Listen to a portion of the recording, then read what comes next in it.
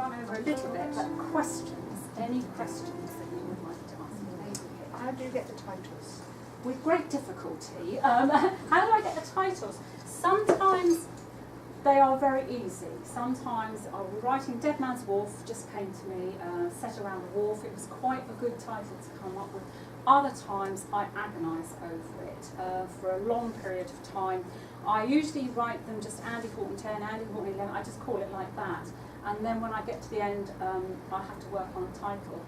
It might come through actually writing, but with the Andy Horton series, of course, I need to have some kind of C element in the title. So that means a double challenge for it. So, and then I'm not quite sure, and sometimes I'll come up with two and I'll ask my editor and I'll say, well, I've got these two, which ones do you like? And they might say, oh, we like this title the best. So, and it's got to fit on the jacket and everything as well. So it is quite difficult. I find it quite difficult. Sometimes, as you say, if you write it then and something just jumps out. Yes. Oh, that sounds good. Yeah, difficult. Yeah. I think it's How do you choose your character names? Another good question. How do you choose character names? Character names, sometimes they will come automatically. They will like come out the top of your head and think, yeah, that's a good character name. Andy Horton, I don't know where he came from.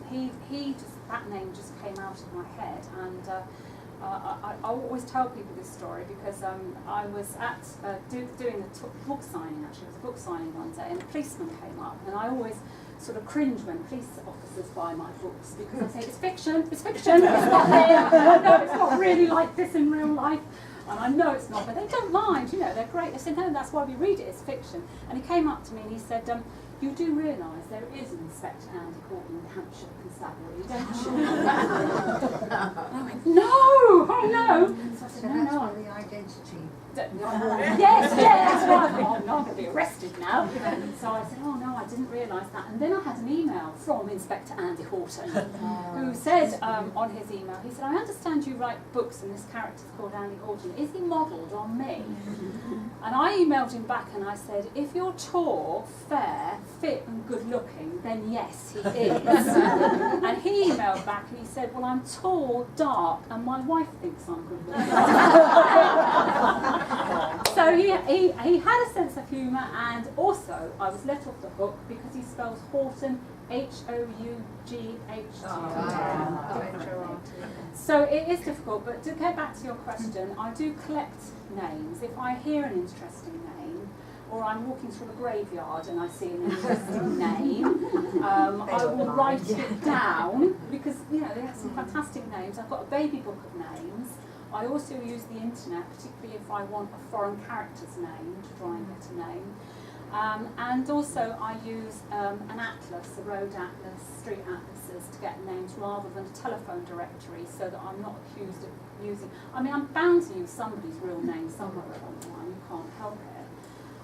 But a couple of interesting points on that is if you don't get the name right, the character's not right. So you've got to get the name right. If I'm writing and I'm thinking, this name it's just not right, he's an Ashley, he's a Luke, what is his name? So it's got to sound right, it's got to be right for that character, and I can't have used it before. And as I write more, I'm in greater danger of duplicating my character's name. So now I have to have a database and check that I've not used it before. And although I use foreign sounding names sometimes, I don't like to use too unusually pronounced names because I know that some readers have great difficulty getting their head around when they can't actually pronounce the name. They can't see the character. Yes. Do you sometimes get so attached to your characters that you dread the moment when they're going to depart? I get very attached to my characters. I think I'm in love with Andy Horton. Sorry, you didn't hear that, did you? No, so I think I do get attached to them. Yes, I do. And I haven't really killed off anybody I really like. And I think that would be quite difficult to do. Yeah, and there are some characters that I don't like. And it's very cathartic because if I've come across people in my real life who have been horrible to me, or people you've worked with and you think, I'll put them in a book now. kill them off or make them a baddie, and whoa, right, get them in there. So it can be quite good. Yes. Yeah. Sorry, so, oh, that's all right. No, that's all right. Yes. You say you do one about every 6 months, you've always got something in the pipeline. Do you ever shut off from it? Do you ever, apart from going out with friends for dinner or something, because you say you listen to a conversation, you hear something, you watch something, do you ever just think, no, I'm going on holiday for a fortnight, shut down, not doing anything? Do I ever shut off? I don't think you can. No, I don't. I don't think you, I don't actually, because I do shut off in that I'm walking and I'm enjoying the countryside or the sea, but my mind's always, it's always working, it's always looking interested and looking for people and working out plot lines in the background there. I don't tend to dream it. So when I do go to sleep, I do have quite vivid dreams, but I don't tend to sort of worry about plot lines or dream it at night. But I don't know, and I think a lot of authors probably don't shut off that easily. It's always there. But it's a pleasure in a way, it's not a chore, because I think the moment that writing, creative writing like this, becomes a burden or a chore, you can't do it, you have to stop, because there's no point in doing it. Nobody forces me to write a book. I don't have to do it.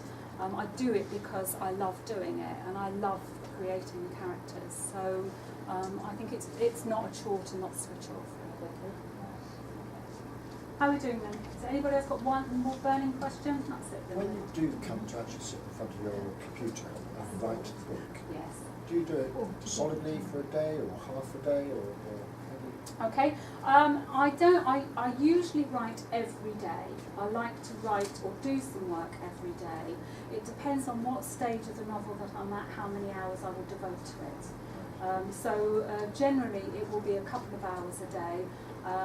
But other times when I'm on a roll or I'm doing a critical revision, I will want to work the right way through it. Now, yesterday I was determined to finish, albeit very sketchily, the first draft of the D.I. Andy Horton I'm writing now, number 12.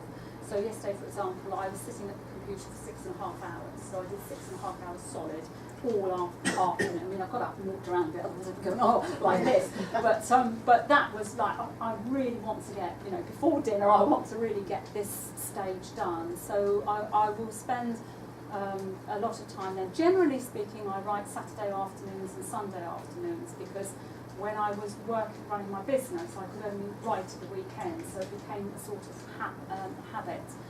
But other times now, I will write every day. Sometimes it'll be mornings, sometimes it'll be afternoons. But generally, I write or turn to writing, so like between 5 and 7 every day.